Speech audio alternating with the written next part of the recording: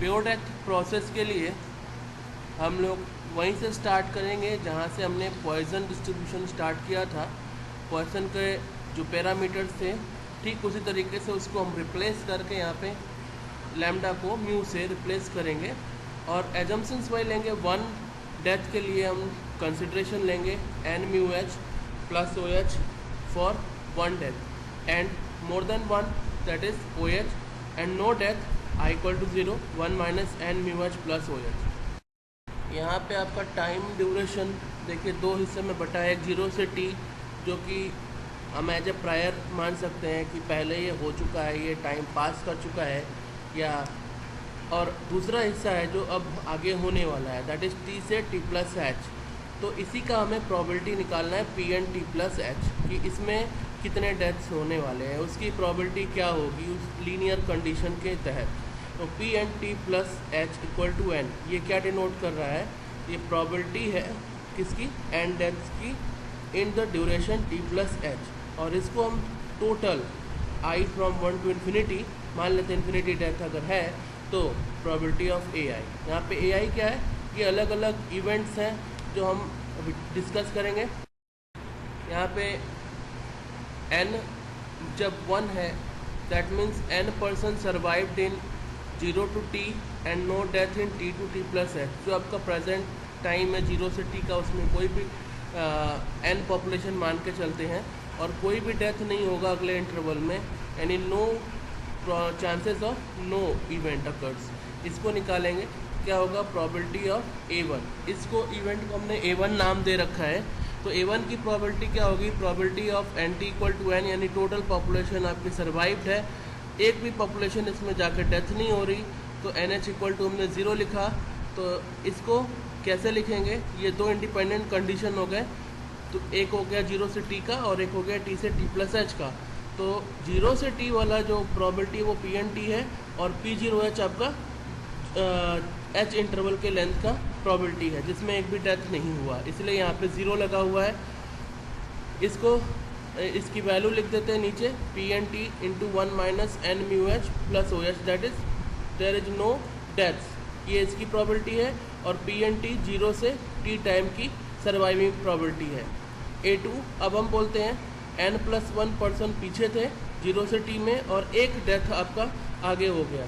इस तरीके से इवेंट को सेट करते हैं कि टोटल नंबर ऑफ डेथ आपके n बने रहे।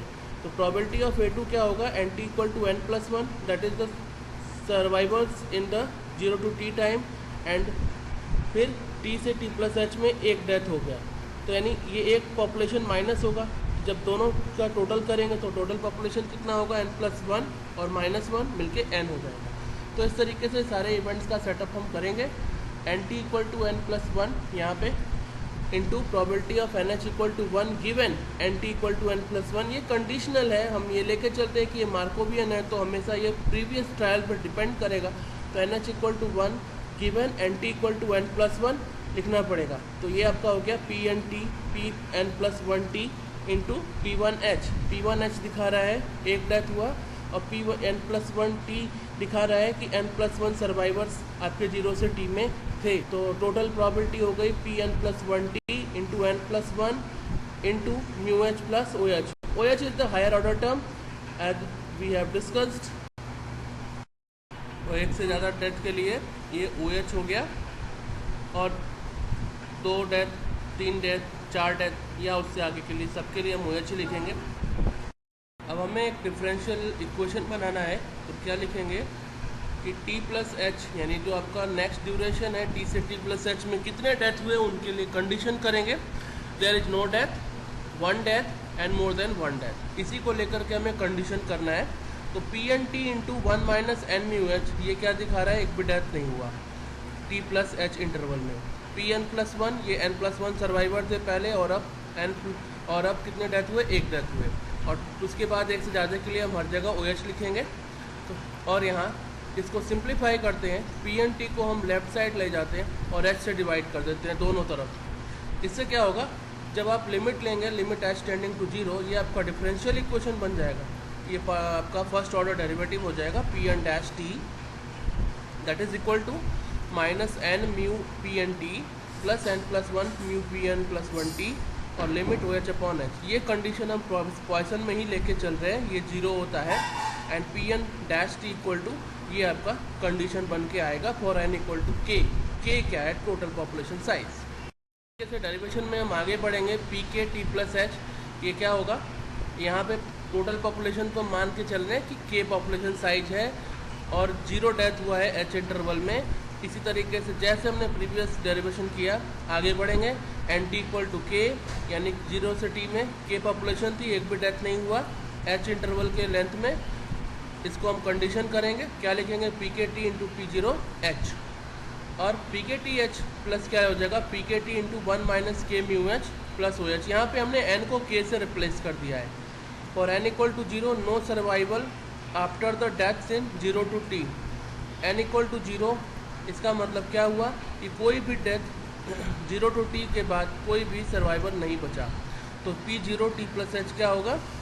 सम of N T equal to I, N H equal to I, and इसको आप कंडीशनल प्रोबेबिलिटी की तरह से जैसे हमने ऊपर बनाया, इसको सारे इवेंट पर टोटल कर देंगे। तो यहाँ से हम आपका फॉर्मूला बना सकते हैं P zero T plus H. इसको ब्रेक करें, P zero T plus P one T into mu one H एक डेथ के लिए, plus O H more than 1 death के लिए। एन की जगह और के की जगह 0 रखना है, तो ये आपका सिंपली 1 प्लस ओ एच बनेगा, यानी इसकी वैल्यू कितनी आएगी? 1 आएगी।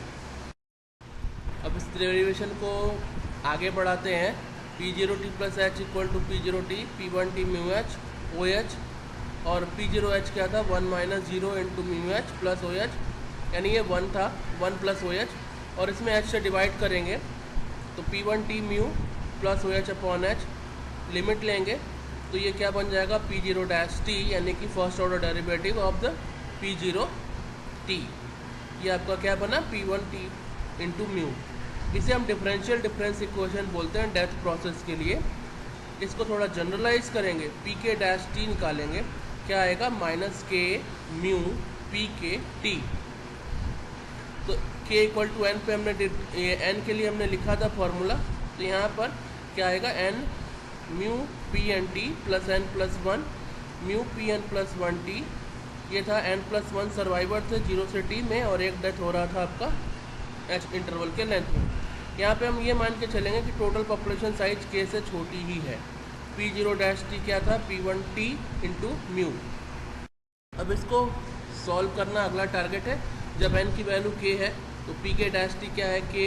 एन की जगह पर आप के रख देंगे, के म्यू पी के टी, और पी के डैश टी अपॉन पी के को आप पी के डैश के नीचे, यानी कि एक तरह से समझिए D Y by D X equal to, अगर डी टी है तो आप इसको इंटरचेंज कर रहे हैं, पी के डैश के नीचे पी के को रख रहे हैं, और इसको फिर हम आगे इंटीग्रेट करेंगे, और इधर राइट साइड में माइनस के म्यू बचा।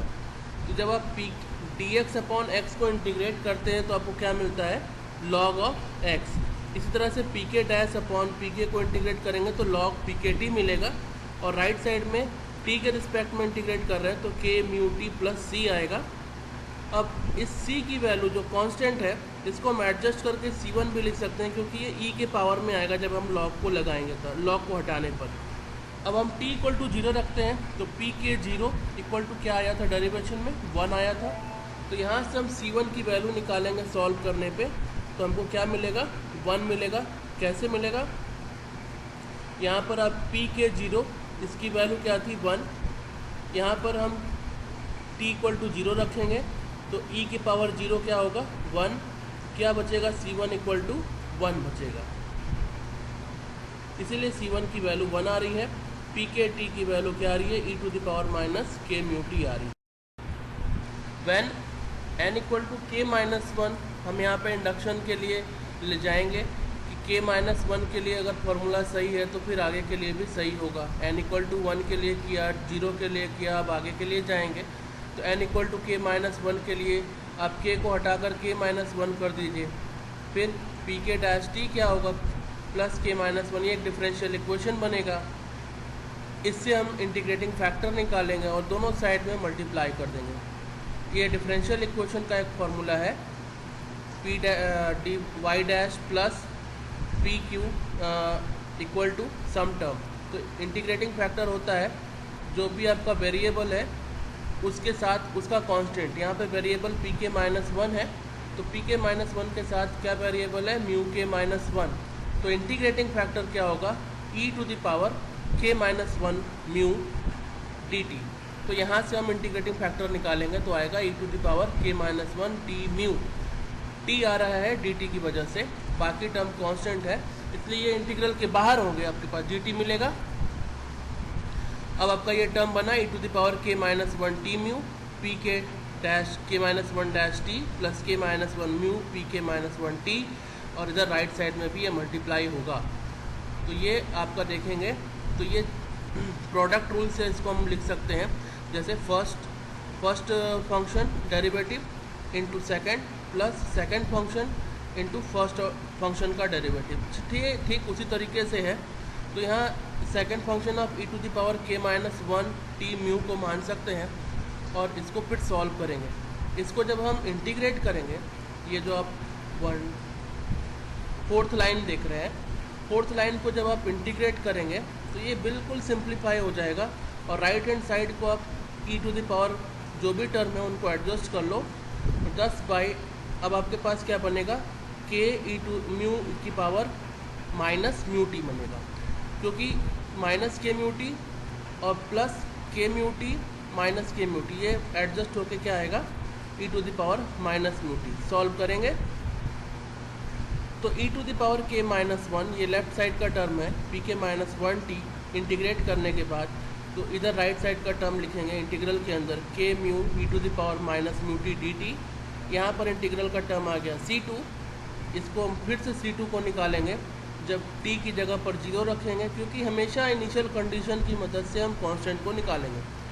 पी के माइनस वन 0 है, t इक्वल टू 0 पर C2 की वैल्यू k आती है, तो P k minus one T आपका हो गया k 1 minus E to the power minus mu T into E to the power minus K minus one mu T.